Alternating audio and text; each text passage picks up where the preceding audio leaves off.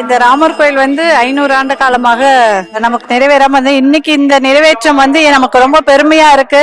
எல்லாருமே ரொம்ப சந்தோஷமா ஒவ்வொரு கோயில்களும் கொண்டாடப்பட்டு இருக்காங்க. அது மட்டும் இல்லாம இங்க அந்த 613 கிலோ அந்த மணியை வந்து ஒரு பெண் வந்து எடுத்துட்டு வந்தாங்க. ராஜலட்சுமி மண்டா அப்படின்ற ஒரு பெண் தனியாக இருந்து ராமேஸ்வரத்துல எடுத்துட்டு வந்தாங்க. அதுவும் மிகவும் பெருமைக்குரிய ஒரு விஷயமா இருக்கு. எல்லாமே ரொம்ப சந்தோஷமா இருக்கு. இப்ப வந்து நம்ம மோடி ஐயா இவர்கள் வந்து ஸ்டெப் எடுத்து இந்த அளவுக்கு கொண்டு வந்து வேற இதுவரைக்கும் யாராலையும் அதை வந்து சாதிக்க முடியல. இன்னைக்கு மோடிஜி அவர்கள் வந்து இந்த ஒரு பெரிய சாதனை படிச்சிருக்காங்க. ரொம்ப ஒரு ஹாப்பியான ஒரு விஷயமா தான் இருக்கு. அவரு இன்னைக்கு வந்து வேர்ல்டு நம்பர் 1ல வந்து நல்ல பிரதமரா இன்னைக்கு வந்து பயணிச்சிட்டு இருக்காரு. அவருடைய பயணங்கள் மக்கள் மத்தியில நல்ல வரவேற்பை பெற்றிருக்கிறோம். ஜெய் ஸ்ரீராம். இன்னைக்கு ராமர் கோயில் கும்பாபிஷேகம், அதை பத்தி என்ன நினைக்கிறீங்க? ரொம்ப சந்தோஷமா இருக்கு. ஏன்னா இப்ப அது வந்து ஒரு பெரிய வெற்றி, நம்மளுக்கெல்லாம் சேர்ந்து ஒரு பெரிய வெற்றி. அது அயோத்தியா ஒரு டெம்பிள் கிடைக்கிறது, அது கடவுளோட இது. ஹிந்துசமா இருந்து ராமரை வணங்குறது நம்மளோட டியூட்டி அது. So very happy.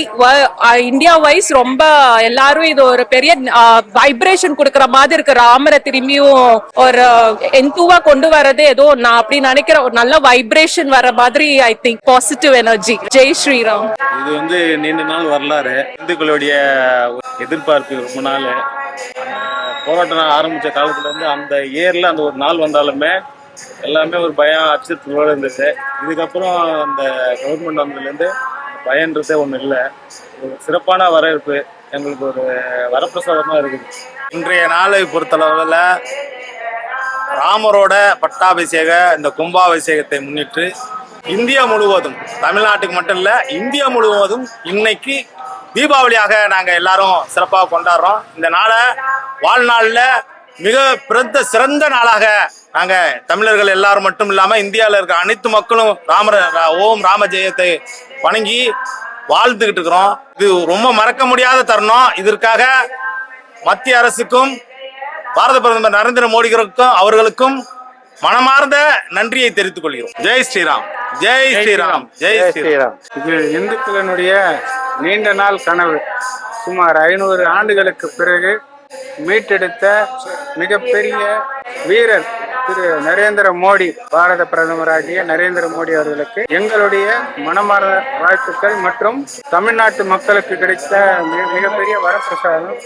இனிமேலாவது இந்துக்கள் அனைவரும் ஒற்றுமையோடு இருந்து நிகழ்ச்சிகளுக்கு ஆதரவு அளிக்குமாறு அன்போடு வேண்டிக் கொள்கிறோம். இது இந்துக்களினுடைய மிக முக்கியமான நாள். தீபாவளி, பொங்கல், அதற்கு அடுத்து ராம ஜென்ம பூமி மீட்டெடுத்த நாள் என்று காலண்டரில் வந்து ஒரு குறிப்பு வரணும். இதுக்கான முயற்சி திரு நரேந்திர மோடி அவர்கள் எடுக்கணும்ட்டு உங்கள் பணியோடு கேட்டுக்கொள்கிறேன். நம்ம இடத்த மீட்டு கொடுக்கறதுக்கு 500 வருஷம் ஆயிடுச்சு. இதுலேருந்து தெரிஞ்சுக்கோங்க, ஒரு வருடங்களுக்கு பிறகு நம்ம வந்து ஒரு இடத்த மீட்டுருக்கிறோம்.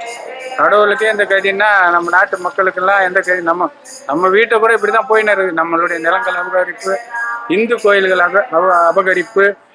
இதே மாதிரி வந்து இந்த குயின்ஸ்லேண்டுன்னு ஒன்று இருக்குது, அதுவும் வந்து இந்துக்களுடைய இடம் தான். அதை மீட்டு எடுக்கணும். லயோலா காலேஜை மீட்டு எடுக்கணும். 500 வருஷமா காத்துட்டு இருந்த ஒரு விஷயம் இன்னைக்கு வந்து நடக்கிறது அப்படின்னும் போது ரொம்ப சந்தோஷமா இருக்கு. ராமர் பட்டாபிஷேகம் பார்க்கறதுக்கான வாய்ப்பு எங்களுக்கெல்லாம் யாருக்கும் கிடைக்கல. பிறந்த இடத்துல அவருடைய ஜென்ம பூமியில இன்னைக்கு வந்து ராமருக்கு தனியாக ஒரு கோயில் கட்டி கோயிலை வந்து நம்மளுக்கு சிறப்பாக பண்ணி கொடுத்துருக்கிற விஷயம் வந்து ரொம்ப சந்தோஷமா இருக்கு. பட்டாபிஷேகத்தில் கலந்துக்கிட்ட ஒரு ஃபீலிங் நம்மளுக்கு வருது. ஸ்ரீராம், ஜெயராம், ஜெய் ஜெயராம். இப்போ இதை பத்தி நிறைய பாலிடிக்ஸ் எல்லாம் நடக்குது, அதை பத்தி நீங்க என்ன நினைக்கிறீங்க? அரசியல் நம்மளுக்கு தேவையில்லைங்க. நம்மளுக்கு வந்து ஆன்மீகத்தில் இருக்கோம். நம்ம வந்து நல்லதே நினைப்போம், நல்லதே நடக்கும். இன்னைக்கு வந்து தேதியில யாரோ என்னென்னவோ பேசுற விஷயத்துக்கெல்லாம் நம்ம பதில் சொல்லணும்னு போனா நம்ம வந்து வெளியே வந்துடுவோம். ஆன்மீகத்தை பற்றிட்டு நம்ம அவங்களுக்கு பதில் சொல்லவே தேவையில்லை. காலம் அவங்களுக்கு கண்டிப்பா பதில் சொல்லணும்.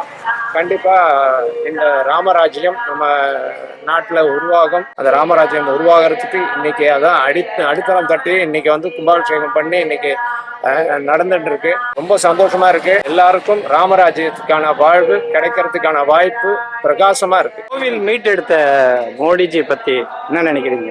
வேற இன்னொரு தலைவர் இருந்திருந்தா இந்த மாதிரி ஒரு வாய்ப்பு நம்மளுக்கெல்லாம் கிடைச்சிருக்குமான்னு தெரியல. ஏன்னா இன்னைக்கு மோடி அளவுக்கு தீவிரமா ஒரு விஷயத்தை எடுத்தா அந்த விஷயத்த கண்டிப்பா முடிச்சு தரணும் அப்படிங்கிற ஒரு எண்ணத்துல அவர் பண்ணியிருக்காரு. இந்த மாதிரி ஒரு தீவிரமான ஒரு எண்ணத்தோட யாருமே வந்து இன்னைக்கு தலைவர்கள் எனக்கு தெரிஞ்சு இல்லை. அவர் வந்தது எங்களுக்கு எல்லாம் ரொம்ப சந்தோஷம். அதுல முக்கியமா ராமராஜ்யத்துக்கான அடித்தளமிட்டது அதை விட பெரிய சந்தோஷமா இருக்கு. ஜெய் ஸ்ரீராம். ஜெய் ஸ்ரீராம். ஜெய் ஸ்ரீராம். கும்பாபிஷேகம் நடக்க வேண்டிய ஒண்ணு முக்கியமானது.